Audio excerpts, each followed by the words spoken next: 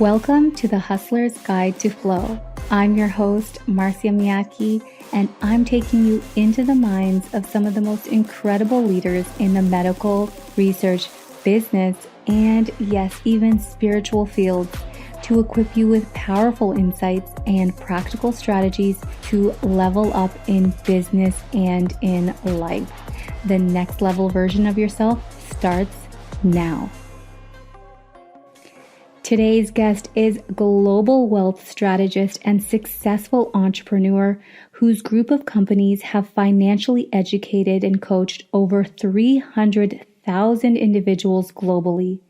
He's a Wall Street best-selling author, international speaker, astronaut, and high adrenaline adventurer traveling to over 153 countries. I'm so excited to introduce the Thrillionaire himself, Nik Halik. Thanks so much for making the time to join us today, Nik. Oh, good. Okay, awesome. So for those who aren't familiar with you and your story, can you share a little bit about yourself? And please do include the first set of goals you wrote when you were a child. Yes, cool. Definitely over here. So I'm Greek, Australian, and been living in the United States for the last 20 plus years. So I guess like Socrates said, I'm a citizen of planet Earth these days. I don't really identify with any respective country. I've got multiple passports, but I traverse the planet. I've now been to about 153 countries. So really, what resonates with me is, I'm a cyber gypsy. I'm a digital nomad. I have multiple businesses around the world. I traverse the planet. I immerse myself in different cultures. I'm somewhat of a Renaissance man, I guess. But if I was to go back into time, for the first 10 years of my life, I was medically confined to my bedroom, chronic allergies, debilitating asthma, and I wrote down my top 10 list of goals, which in retrospect has now become my screenplay. So I've been the actor and the producer and the director of my own screenplay of a list of goals that I wrote down as a young 8-year-old. And since age 8, I've been acting out these goals on a daily basis. And I wrote down things like, mind you, I didn't join academia until about age 10. So I had a lot of time on my hands to be creative. So I wrote down things with nothing to lose. I wrote down to become an astronaut, to have lunch on the shipwrecked Titanic, climb the highest mountains in the world, become a millionaire so I can, liberate my parents so they can buy back their economic freedom.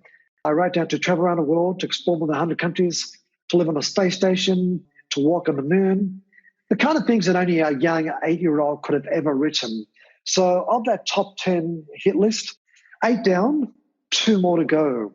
And the second one, I'm probably a couple of years away. And the first one, which is walking on the moon, that could be about 20 years away. But ultimately, because I've internalized these goals, I've emotionalized the experience. In other words, I've internalized them on a cellular basis.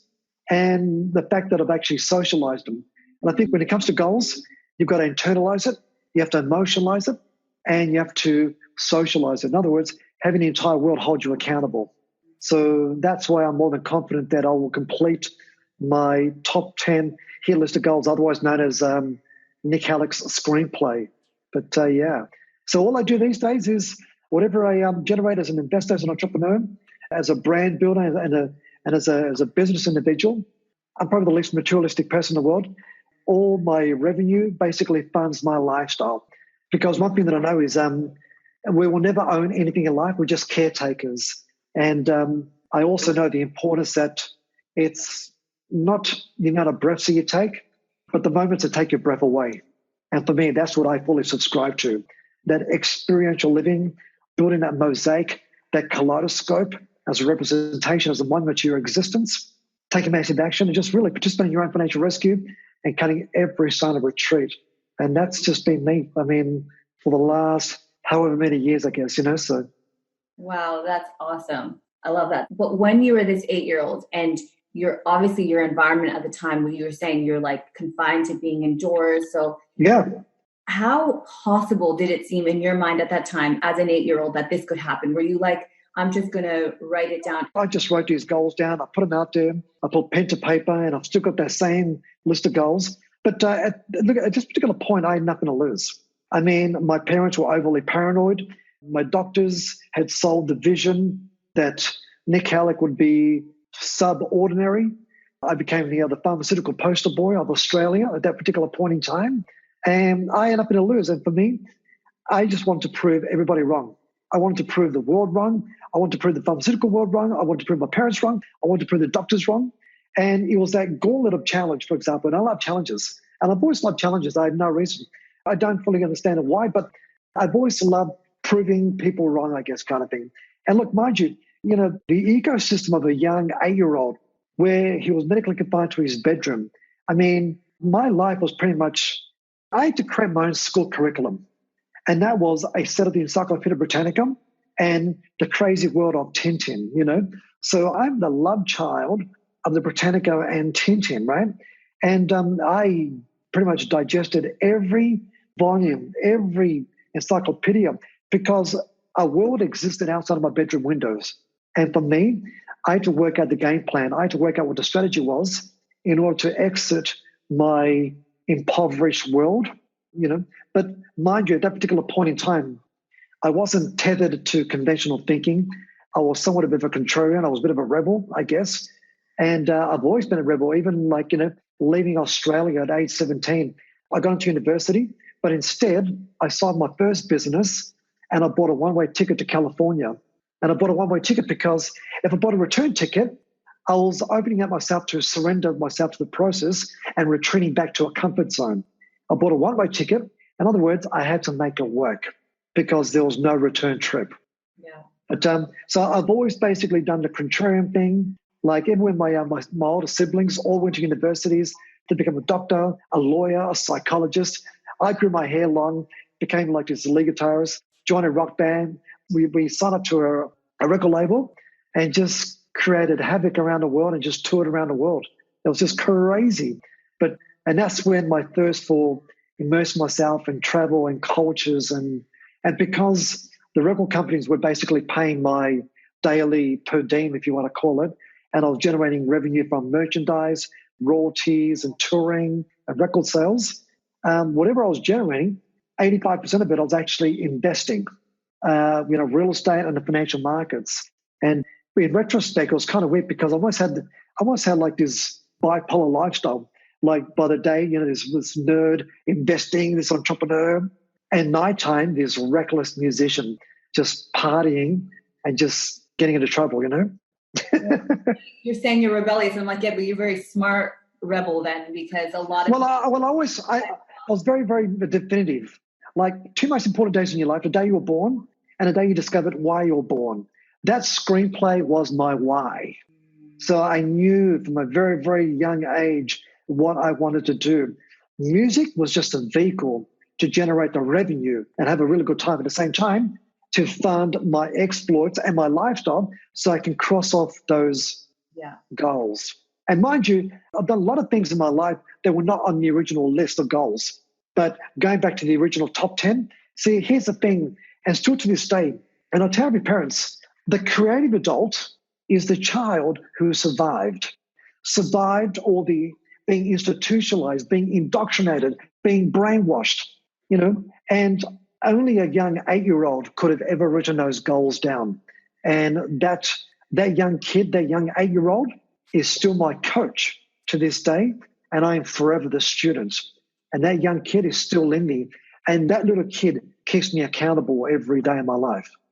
Ooh, that was powerful. The 8-year-old within you is your coach, and it's the 8-year-old that keeps you accountable and keeps you accountable every day. That's incredible. Yeah, because I've invested so much. I mean, like I said, I've emotionalized and internalized this for such a long period of time that, whenever I feel I'm in a complacent ecosystem or zone, for example, that young 8-year-old is telling me, get the hell out, and like Eleanor Roosevelt said, do something each day that scares the hell out of you. For me, I'm always working on something, and I purposely have something in my calendar every month, something to look forward to. And usually it's some form of a climbing trek or a mountain hike or, climbing, just something really out there to look forward to. So, for example, for the month of February, he's taken the dogs to Badlands in New Mexico in search of dinosaur eggs. So That's my February, But and then after that, I got to head back to Los Angeles. Then I got to fly to South Korea. So the dogs are go back to the house back to the house in LA, and then I'm on my next journey, which goes. So I balance. Here's another really important thing. If this is for most individuals, this is their job, and everything else revolves around their job. So their lifestyle, their family, the friendship, everything revolves around their job. So they're in the orbit of their job, for example. For me, you are the epicenter over here. You're the most qualified. You are the most unique individual, the most profound and paramount individual in the world. Everything must revolve around this ecosystem. And this is how I'm able to extract and excavate more of my life's purpose on a daily basis. Because if you over-emotionally obligate yourself to the rest of the world, you fail to appease yourself. And if you're not appeasing yourself, you're not nourishing your soul. And like I said, my passion for life, my zest, my enthusiasm, it's contagious, but that is my source of energy. Like, I don't need drugs. I don't need Red Bull, for example. My energy, my passion, that reverberates that energy, and I basically feed off that on a daily basis. And that's how basically I keep very, very aligned and very, very laser targeted in relation to what I want to accomplish for the particular month. That was fire. I love that. That was amazing. Okay, so I'm going to jump into a quote that you said that I would love for you to kind of explain. So you said, humanity has forgotten how to thrive. Now we do whatever it takes to survive. Can you explain what you mean by that? Yeah, definitely. Well, these days, most individuals are, working a job of necessity, where they're doing whatever it takes just to survive. That's the law of diminishing intent, for example. See, here's the thing, right, Marsha? About 150 years ago, our great-great-grandparents didn't work in a job. They were entrepreneurs, working for themselves. The whole phenomena of a job is only about 120 years old. So what was humanity doing prior to that? 4,000 years ago, there weren't any jobs. Basically, you're a merchant. You'll basically go port to port to port to basically barter, for example, So these days, we've forgotten how to thrive, and we just merrily survive. We were basically making just enough money to service our debt and obligations. In other words, we buy enough fuel to fill the car up with petrol or gas, whatever you want to call it. And then at the end of the month, we're out of gas again. Then we have to go to work to fill up our car again. And then by the end of the month, the car has zero in the petrol gauge, for example, right? So, and it's this perpetuity kind of thing. And a lot of it goes back to academia, because a lot of individuals have been indoctrinated. This proliferation of academia, because academia is a factory assembly plant for the sole purpose of producing taxpayers, and where your income is capped. And when you think about it, when you're basically spat onto the workforce as an employee, and it's only when you get fed up as an employee do you have the courage and the fortitude to go out there on your own to become an entrepreneur, which takes courage, belief system, confidence, and self-esteem. Beloved individuals, they seek the least powerful resistance, always seek the lowest hanging fruit, and remain in that employeeship ecosystem, for example. A lot of that comes to neuroplasticity, for example, a conditioning of their parents and a conditioning of their greater social environment. But it takes the entrepreneurs, those who have a very strong set of belief systems, those who want to prove other people wrong, that was me. And it sounds like, I think you've definitely faced the same thing too, where you basically want to prove other people wrong too. And I take great satisfaction in turning a no and changing the polarity of it to a yes. I'm the most stubborn person in the world. And I know one thing about life: you'll never get what you want. You'll never get what you deserve. You'll only get what you negotiate. How bad do you want it? Are you willing to do whatever it takes? Wow. You don't get what you want. You don't get what you deserve. You'll only get what you negotiate. Love that. Okay, awesome. What's the difference then between being busy and being optimized? I hate the word busy. Busy people are too busy to make money. Optimize means you get paid to think, using your cognitive thinking, your faculty of thinking. See, here's the thing. Those that get paid to work for those that get paid to think.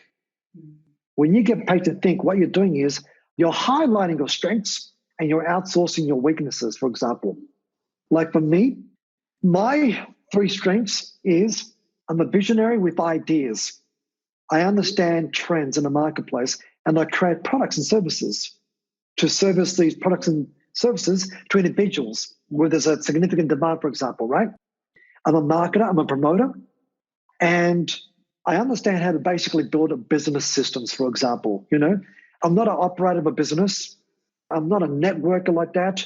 I'm not really an accounts person, because what I do is I build businesses. I know the business that I want to develop because I understand the trends. Then I find a good quarterback, or for any Australians on the call, a good full forward to run that organization, for example. And all I want to do is I never work in the trenches. I just oversee all my businesses from my cell phone. And I have 2 assistants, and each assistant has their own team, and each team has a business, for example. So I just send correspondence to my 2 assistants, and then we can organize meetings with my different managers or my different quarterbacks for the different businesses around the world. But I use my time very, very wisely. Like I said, I get paid to think. I don't get paid to work. And that's the big difference. With a lot of individuals, with employership, you're getting paid by the hour. In other words, you're financially trading time for money. And one thing about time, they're not making any more of it. There's 168 hours that the universe allots to us on a weekly basis. 168 hours. The average person's doing about 40, 50 hours a week working. Add another 10 hours for the commute, now you're up to 60 hours. Average individual sleeps about 58 hours a week. Now you're up to 118 hours. The average individual spends about 20 hours a week on social media. Now you're up to 138 hours a week. The average individual spends about 15 hours eating. So now you're up to 155, whatever. And literally you've only got 90 minutes of personal downtime to yourself on a daily basis. And I'm being generous there. Wow. You see, I love life.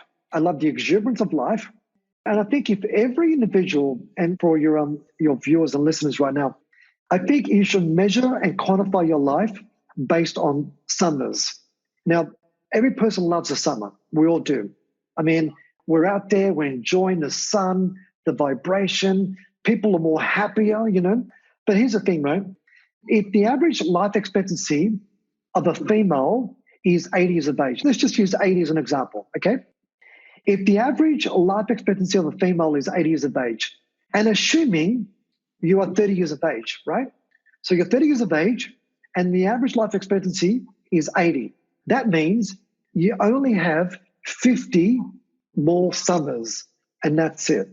When you equate your life to a summer, because we love our summers, it changes the perspective and the lens of how you view life.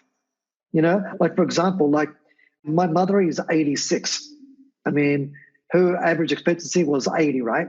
My mother, she's going to be harassing me and annoying me for another 25 years because my grandmother was 109.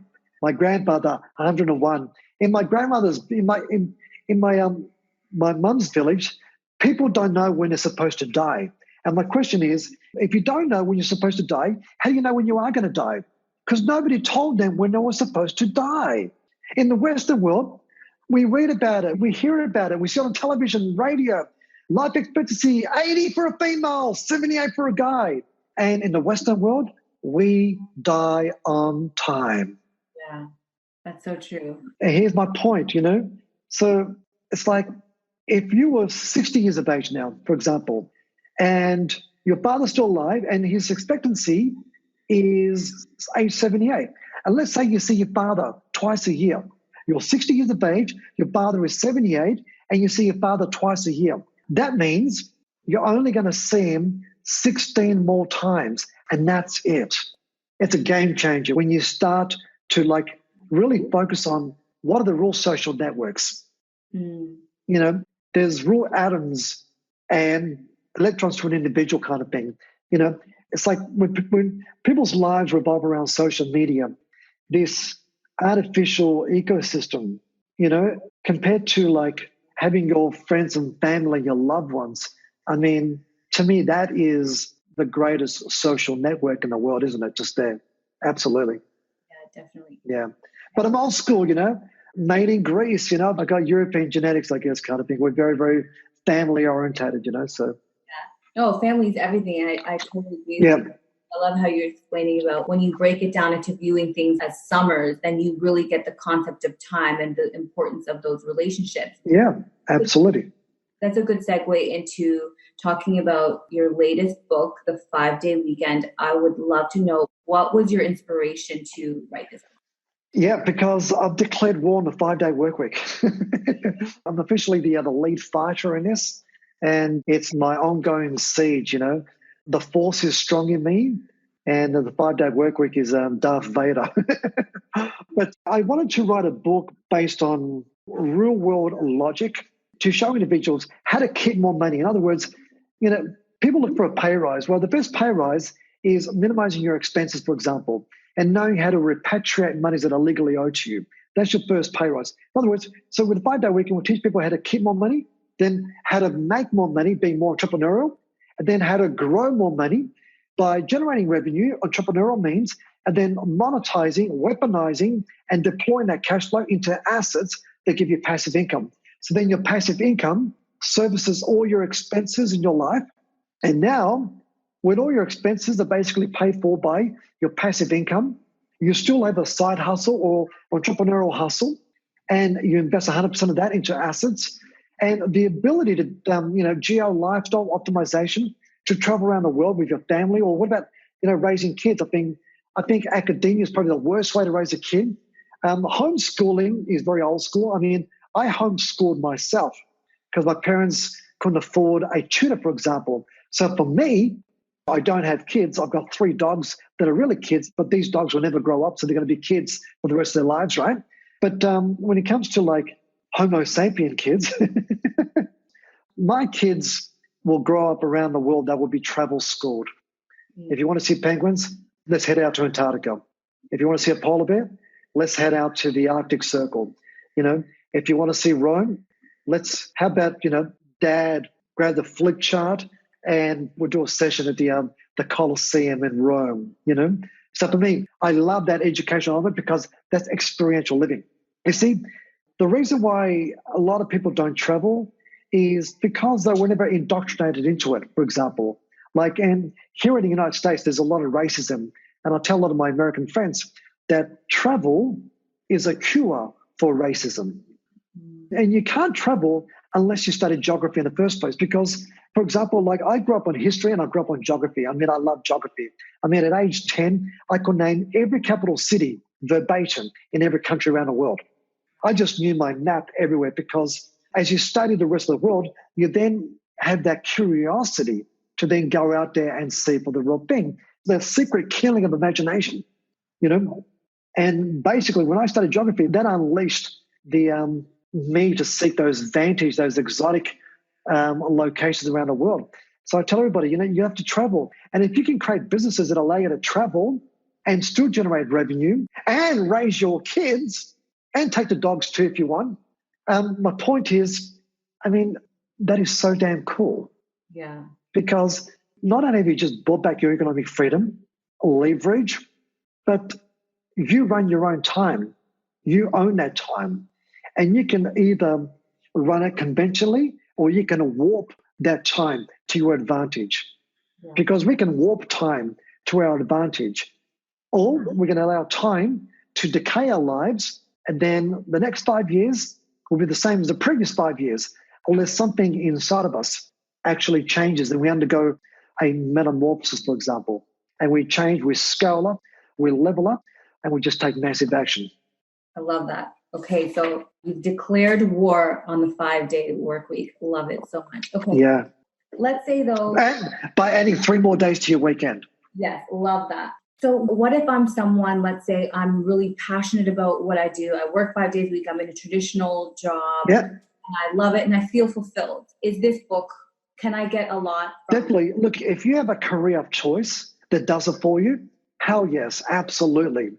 But you're in a small 5% quota of individuals who have a career of choice and they love doing it anyway, because not only is it fiscally profitable, but it's emotionally profitable. When something is emotionally profitable, you're passionate about it. That's a really important distinction. A lot of individuals, like I said, work in a job of necessity. There's no emotional profitability there. They're doing it for the cash. Work in, cash out. And that particular business model is unsustainable. That's why you have individuals going from job to job to job to job. So I tell every individual, if you're an employee right now and you want to make that break and you want to scale up your life and become an entrepreneur, don't follow your passion day one, okay? And I'll give you an example. If you're passionate about 17th century wedding dresses or underwater basket weaving, that's not a big enough market for you to make a sustainable living out of, okay? Because it's a niche within a niche within a niche. I mean, you have to chunk it all the way down. So what I say to people is like, find where the money is. Find where there is insatiable demand for a product or service. Create a product or service by modeling others in the same industry and then servicing these individuals. Once you've generated your revenue, now you can have a passion playbook. Your passion playbook are the things that you've always wanted to do, but it's more of a passionate play as opposed to a financially logic play.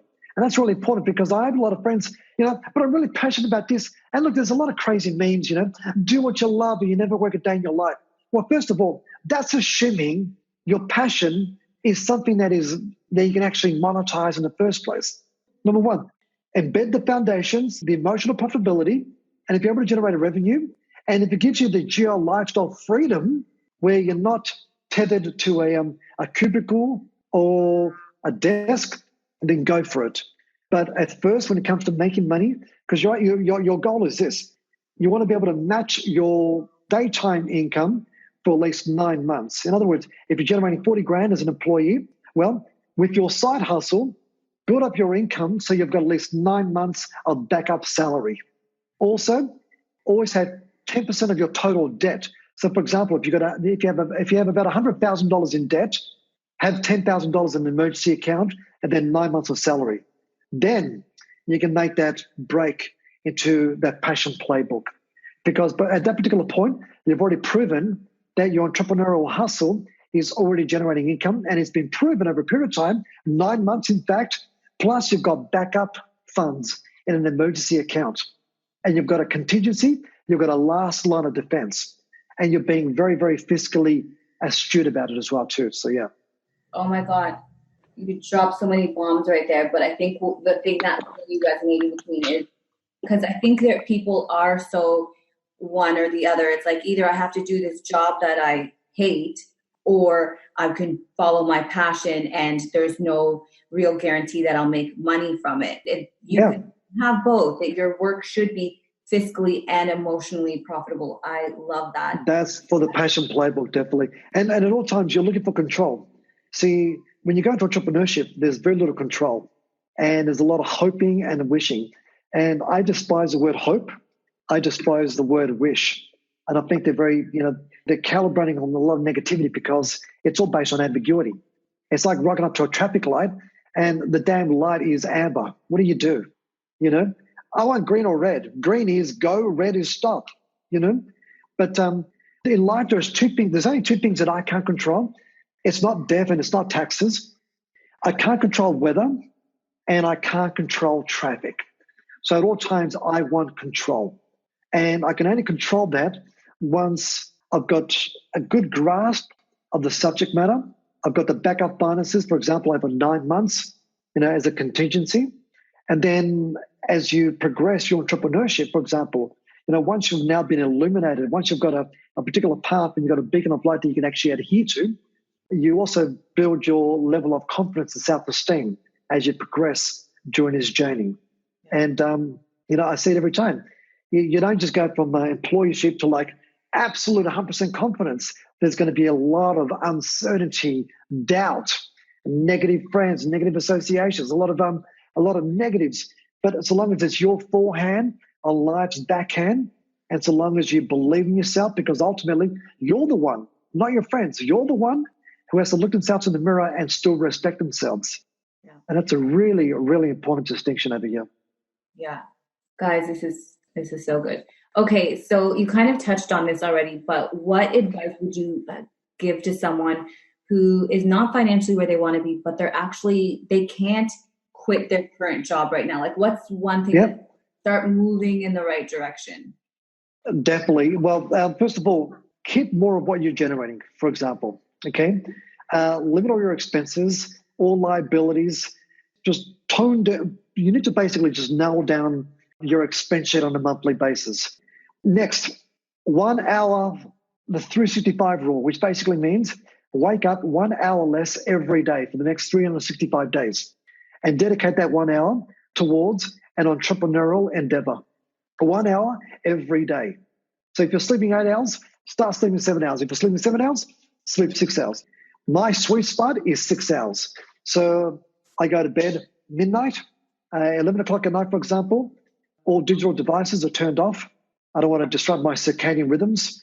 So I take detox 1 hour before I crash. Midnight, I'm asleep. I've perfected how to sleep in rapid time. So within 5 minutes, I could be in stage 2 pretty quickly. From 12 to 6, I'm asleep. I'm in REM probably for about 3.5 hours of stage 4. Around 5:30, I enter stage 3. 5:45, I'm stage 2. And then I ease myself to being conscious. And that's by 6 o'clock. And that's why I don't wake up drowsy. Because a lot of individuals who are drowsy come out of a stage 4 to being conscious. See, you got to train your body how to come out of a stage 4, REM, to stage 3, stage 2 where you're semi-conscious to conscious. And then there's a whole host of things that I do once I get up at 6 o'clock in the morning, for example. You know, the 1 hour rule is that extra 1 hour that you wake up, it's, you know, make sure it's dedicated to an entrepreneurial endeavor. When you wake up early in the morning, if you have silence, you have your solitude, no one's harassing you, don't look at your phone for at least 1 hour after you've woken up. So no phone the last hour before you sleep, and no phone for the first 1 hour, because otherwise this will distract you. Also, the first 1 hour, how you spend the quality and how optimized the first hour is, it's basically your first hour pretty much is a harbinger of how the entire day will basically pan out, for example. So your first hour of the day sets the tone for the entire day, you know. And one thing I tell people is, you know, why your energy is like, why you're calibrating on high energy, do the tasks that you absolutely despise because you've already got high energy. Does that make sense? Yeah. And when you got low energy, do the tasks that you love because automatically you turn that into high energy. Mm-hmm. So do the things that you absolutely despise when you're in high energy because you're going to put up with it, right? But when you're a low energy, for example, like early in the afternoon or something, do the tasks that you absolutely love because that's how you're going to change your low energy to high energy. And it just happens like that because passion, basically, it's just this it just totally transforms your level of calibration and the way your energy performs out. Ooh, that was awesome. Okay. So dedicate the first hour to something entrepreneurial. So that means if that means cutting 1 hour sleep, that's what you got to do. And yep, sleep can wait. There's plenty of time to sleep when your life expires. And do the thing you hate when you have the most energy, and do the thing that you love when you have least energy, because then it will turn into high energy. Yeah. And I'll tell you this about the real quantification of success is not how much time you spend doing what you love, but how much little time you spend doing what you hate. That's the quantification of success. It's how little time you spend doing what you hate that counts. People think, well, you know, I want to spend more time doing what I love. Crap, wrong. It's all about how little time you spend doing what you hate. I focus on that because when I'm able to compress the things that I hate, everything else is just bonus, isn't it? Yeah. Flip it. Change the paradigm. Yeah. Be that contrarian. Yeah. Wow. That's powerful. That's really powerful. Love that. Okay. So I'm going to segue from that, and I'd love for people just to like learn a little bit more about you. So I'm going to just go more into the personal stuff. And I think we touched on this already, but I'd love to know, like, why is adventure so important to you that, you know, when I first learned of you, you were introduced as the Thrillionaire. So how did you get that name? Why is adventure so critical to your life? Yeah. The Thrillionaire, the media created that word. The media was describing me as this Thrillionaire, and the word sort of stuck, and I'm thinking, you know what? Everybody knows me as the Thrillionaire. And then from there, I just basically just use that moniker, I guess, kind of thing, But I love adventures because, and I'll give you an example. When I'm climbing a mountain, it's just me and the mountain. It's the solitude. There's no digital disruption. It's the mountain and I've got a lot of time to just streamline and reflect back on my life. I've got so much time because when you're on a mountain, you're probably sleeping maybe 3 hours because of lack of oxygen and you can't really sleep. So you've got about 21 hours and, you're just thinking to yourself. And what I'm doing there is it's my faculty of thinking once again. See, a lot of individuals, when your life is fully automated and you're an employee, you're just a warehouse of facts and repetition. But on a mountain, you now have your faculty of thinking and you can't help but not streamline your business, reflect, and come up with better ideas. Every idea that I've had, whether it's a new business venture, whatever, it always takes place when I'm in solitude, whether it's a desert landscape or whether it's in Antarctica or whether it's in the Arctic, for example, whether it's crossing the North Atlantic Ocean to have lunch on the shipwreck Titanic, or whether it's rocketing to suborbit, which I've done as an astronaut, for example. I've done a lot of crazy things out there. So all those different cadences of experiences, for example, have provided me that scope to be my own worst critic, for example, because I am a critic, I'm like my own personal Yelp, for example. For example, like I give myself like a rating system, based on, whether it's relation, or whether it's based on this or that or family time or this, or, have you run your own personal Yelp system, for example, and grade yourself. I'm my own worst critic. But you know what? I'm not 100% perfect, but I love to manifest change, and I'm continually streamlining and building better protocols so I can extract as much out of life as possible. That's why I plan to be around for a long time. Wow. Okay. So you're saying you get your business ideas and your inspiration when you're in this moment of solitude. And I totally resonate with that. And I totally agree with that. Now, for you specifically, do you feel like there's a higher source that you're connecting with? Is it an internal thing? Like, why do you think that it's for you? Like, how are you getting these ideas? Like, what's your belief system? Yeah. Look, when it comes to, the greater force out there, I just have people subscribe to whatever puts a smile on your face. Chase that. For me, I'm looking for eternal happiness. I want to be at ease, because if you're not at ease, you're in a disease state. Life is binary. It's either at ease or disease. And if you're calibrating on high energy, that means you're at ease. If you're calibrating on low energy, you're in disease. And with low energy, it basically means that conditions basically metastasize, and then you've either got diabetes or cancer, because your immune system, your physiology, your emotional posture is running at a very low energy level. Because you know what? You're just not ecstatic about your life. You're not enthusiastic. You're not looking forward to your life. You despise your life. See, how many individuals, and for those listening right now, have you designed a life that you don't need a vacation from? Mm-hmm. See, if you're counting down the days until the weekend, you despise your life. I already know that. If you're counting down the months until your next vacation, you despise your life. And if you're counting down the years until retirement, you despise your life. Yeah. And, retirement, I don't see myself ever wanting to retire. I think retirement, it's just ridiculous. I think the entire notion of retiring is just stupid. Individuals who are employees, they're counting down the years until retirement, the golden years. To hell with that. How about just reinventing yourself every decade, for example?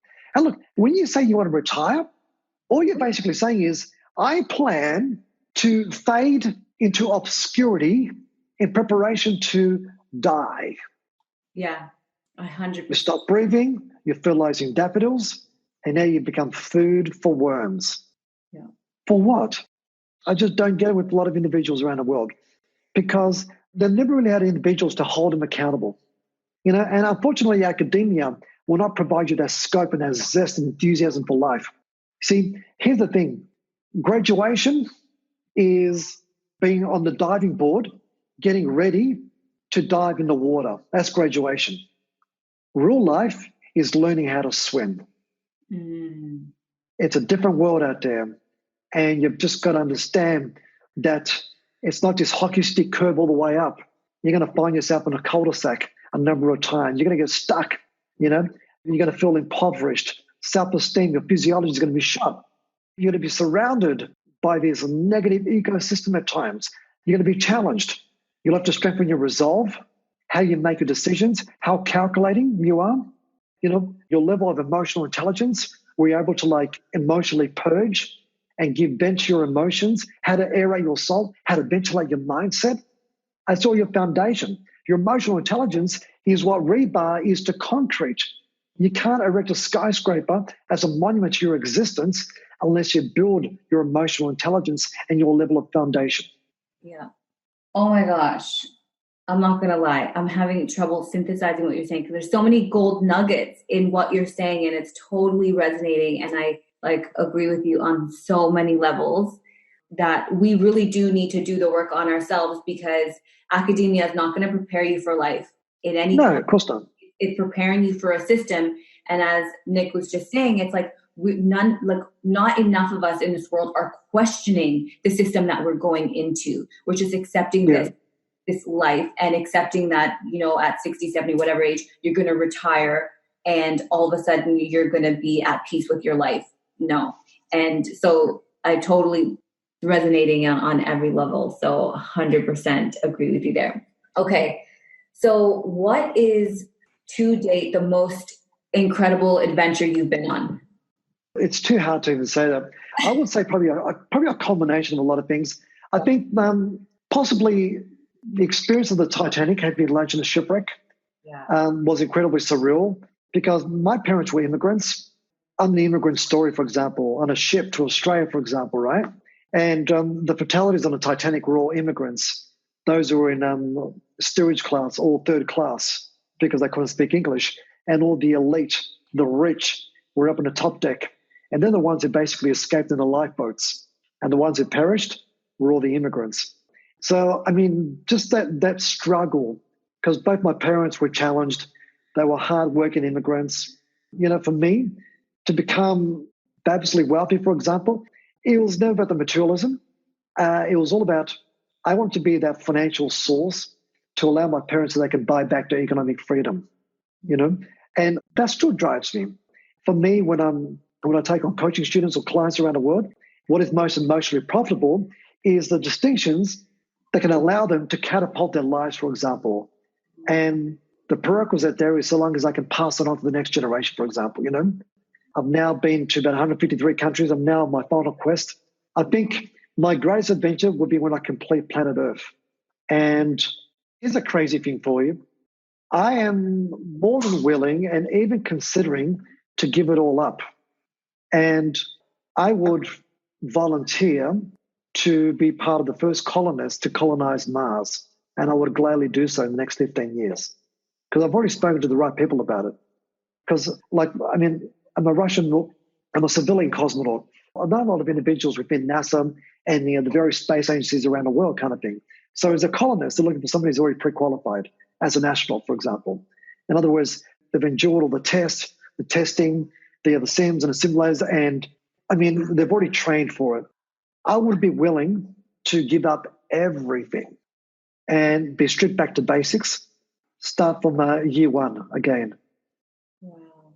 And basically be part of an interplanetary species to terraform Mars, for example, or Venus or Titan, because they're all planets that have the makings of Earth, but obviously different atmospheres. But to be part of an expedition like that, I think that'll be the greatest thing ever. And I would do it. I would make that conscious decision and walk away from everything. Wow. So that, yeah. Is there any you that would want to do that? Because that's massive. So what's that motivation behind that? That you're an adventurer, or is it? Well, once I've done every country on planet Earth, I've done every country. I've got 42 more. In the next 5 years, I would have completed the last 42. Okay, so I'm going to complete goal number 2. Goal number 1 is, that's in the next 20 years. But if I don't walk on the moon, walking on Mars is actually better than walking on the moon. So whichever way you look at it, I'm still going to complete my top 10 list of goals where that young 8-year-old can then finally shut up because every day he's talking to me. You know what I mean? That little 8-year-old. I can't silence him. Yeah. He's, the force is strong in him. You're honestly blowing my mind. You're incredibly fascinating. That is so cool. Like, yeah, that's awesome.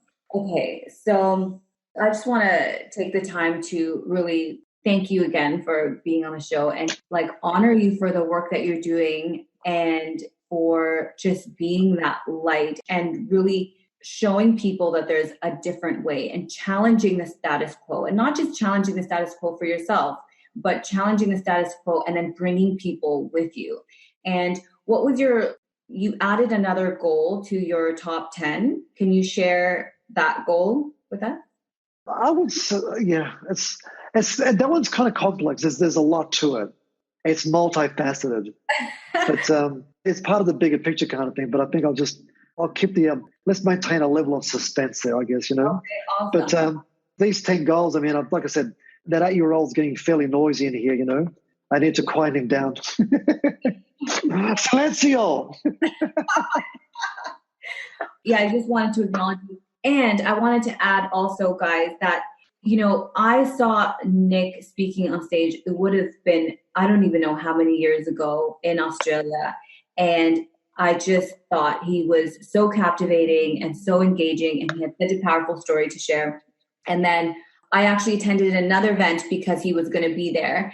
And like, I always knew that I would reach out to him in some way. And here it is. Yay. My Sunday came. Yes, made it happen. Yeah. And so I just wanted to say that I'm super, super grateful that you made the time to come on today. I just wanted to acknowledge you for that. Thank you. And so before I ask my last question, where's the best place people can buy the book, and how can people get in touch with you and work with you? Definitely. Probably the easiest way for the book, just go to Amazon and type up 5-day weekend. All about adding 3 more days to your life, to your weekend, that is, So the book is 5-day weekend. The book's already become a Wall Street Journal bestseller here in the United States, USA Today bestseller. It's in about 1,500 different bookstores and airport stores across North America, and it got released in Australia a couple of months ago. And now it's actually in Spanish, Portuguese, Russian, Hebrew, Mandarin, French, and German. So I see the 5-day weekend, really, it's going to be a movement. And like I said, that movement, there's no borders, there's no boundaries, there's no barbed wire. The principles are universal. And it's the holy grail to life, having a 5-day weekend, really, isn't it? So you can experience more fun, more freedom, more fulfillment, and more quality time with your family and your friends. Best way to contact me, social media, whether it's Instagram or Facebook. I keep it real. If you follow my posts, I keep it real. I'm very humble, down to earth, and I'm very, very transparent at all times. Yeah. Okay. Awesome. So finally, what's the legacy you want to leave in this world? The legacy is providing the other breakthroughs so individuals can go out there and live life with their own terms and conditions and just live an epic, extraordinary lifestyle. I think that's the most important thing, because I found a lot of individuals, when I was young, the young 8-year-old living in the boy in a plastic bubble type lifestyle, the pharmaceutical world, academia, basically everybody told my parents that I would be a very, very sick kid. And I will never forget, before I would go to bed, I would love to just gaze out to the moon. And I read everything about the moon, about its allure, I guess, kind of thing. And to be in a position where as a young child, you're blocking out the moon with your thumb, to then being in a position from space to blocking out the earth with your thumb. That's a massive, massive epiphany and paradigm shift. And like I said, a lot of it was because I internalized my goals, I emotionalized them, and I socialized them. And I've just remained stubborn, this level of perseverance. And I never took no for an answer. I always changed the polarity. Everything that I heard, I always changed the polarity. And ultimately, you just take massive action. And look, as we conclude this, the richest place in the world will always be the graveyard of all the unfulfilled dreams. If you don't fight for your dreams, unfulfilled dreams have a habit of haunting you for the rest of your life. You have to fight for your dreams. And those dreams and goals, I've been fighting for them since I was 8, and I stand before you today, and I'm still fighting for those goals. And that's what captivates me. Powerful. The incredible Nik Halik. Thank you so much. Thank you, Masha. Okay, guys, I hope you got some powerful takeaways from this episode. If so, please share it with someone. And if you haven't done so already, please subscribe and review, as it helps us to spread our message of inspiration. Sending you so much love, and I'll see you on the next episode of The Hustler's Guide to Flow.